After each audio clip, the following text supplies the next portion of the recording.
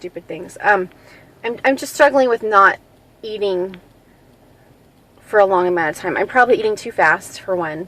But when you have 4 bites of something, it doesn't matter really how quickly you eat them. Like, 4 bites is only going to take so long.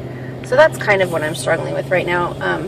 But again, this struggle is so much better than any other food-related struggles that I've been dealing with. So it's good, and it's worth it for sure. So I'm at 194. The only side effects I've really had from the surgery are I do have acid reflux. And I didn't realize that I was having it. If you haven't watched my other videos, just a little recap.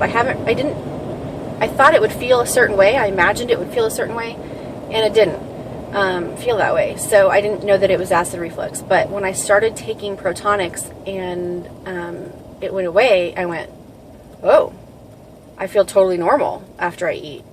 I was eating, and everything was kind of staying right in my throat.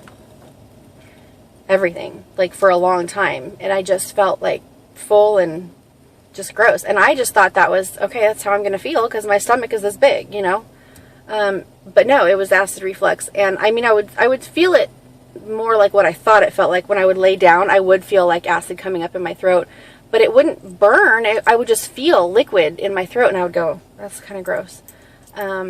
And I would just imagine the acid eating away at stuff. So I was like, I probably should take something for this. And I ended up taking Tums pretty much every time after I ate. And so I thought, this can't be right. So I did get on something and cleared it right up. Like, I can eat anything. And the other thing was, it was happening no matter what I ate. It wasn't like spicy food or greasy food or anything. I mean, it was just happening no matter what.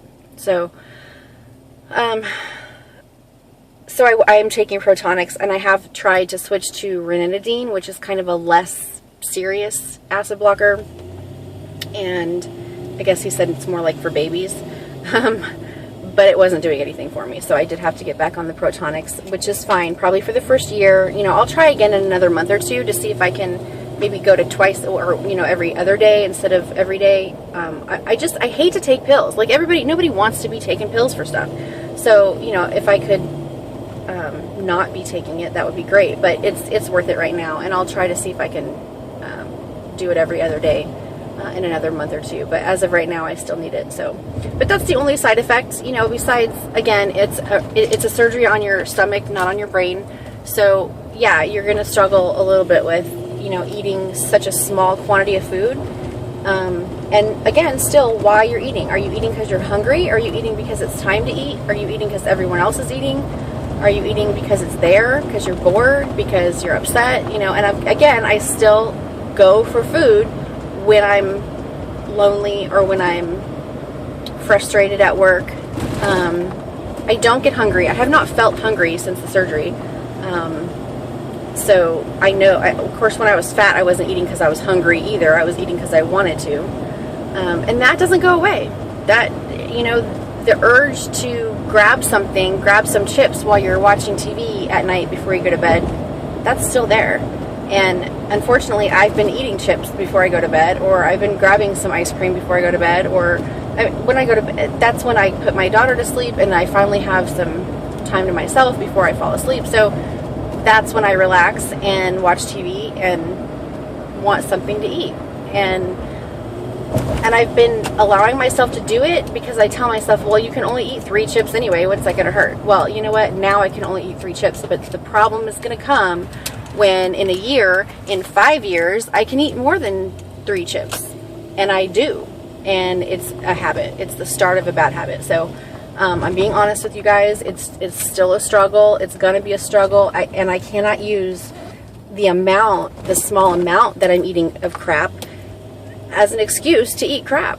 I've got to get into the habit of choosing better snacks and of prepping my meals so that I'm not running out the door with a handful of crackers, because that's just, you know, I need to lay a foundation and start good habits. And I should have started them three months ago, you know, but luckily I've still been losing weight.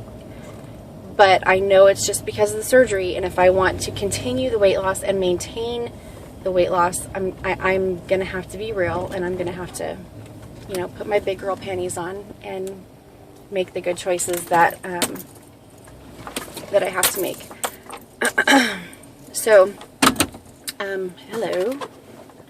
So anyways, that's what's going on. That's my update for 3 months. I haven't been making videos every week like I wanted to, but just because I don't have anything to tell you. Like, other than what I just told you, the wrap-up of what I've been dealing with and what's going on, there's nothing else. Life goes on, you know, kids still get sick, and work schedules still fluctuate, and life goes on. After surgery, you're like, before surgery and during, and for a couple weeks to a month or so after, you're just focused so much on the surgery that you just kind of, like, your life revolves around it, and you have to get back into life, and especially now that the holidays are happening. You know, we've had Halloween, and Thanksgiving is coming up, and so that's another reason that I don't want to, like, cease or stop my weight loss because the holidays are coming up. I want to really get some good habits. So next time I update you, I'm not going to say I hope. I will be telling you how much I've been working out, what changes I've made to food prep, and the kind of snacks that I'm choosing. And there's really no excuse for the food that I have in my house because my daughter is pretty healthy. She's not a kid that eats cookies and crackers and ice cream all the time. She really likes fruit and vegetables and stuff. So I'm the one that buys for my house. There's nobody else really in my house. My son doesn't even live here. He's 21. I don't have a husband.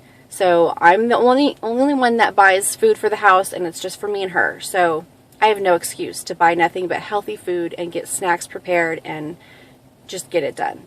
And find substitutes for crappy food, you know, find fun substitutes. So, and that can be done. I remember when I was pregnant with her and had gestational diabetes, couldn't have sugar, couldn't have all that kind of stuff.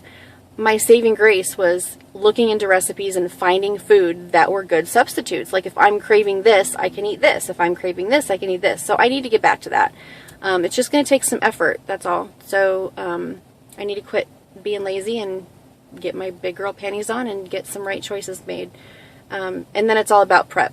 You know, it's all about the plan, and the intention is great, but until you do it and until you prep it out, like prep it with little baggies in the refrigerator, so when you are running out of the house, you can grab a bag of nuts and seeds and some cheese cubes instead of grabbing a handful of crackers, you know. So it's just about being prepared and having a plan, and then once you keep doing that, that's your habit instead of, you know, whatever. So that's my plan. So I love you guys. Just leave your comments below, and I've been watching you, and shout out to everybody who's about to have surgery, and I love watching everybody's progress on here. It's so much fun. So let me know if you have your own journey down below, and I'll start watching you, and just leave all the comments you can, and there's my update. So I love you guys. Thank you so much. Have a wonderful Thanksgiving and holiday season, and I'll update you guys when there's something else to tell you. Thanks. Bye.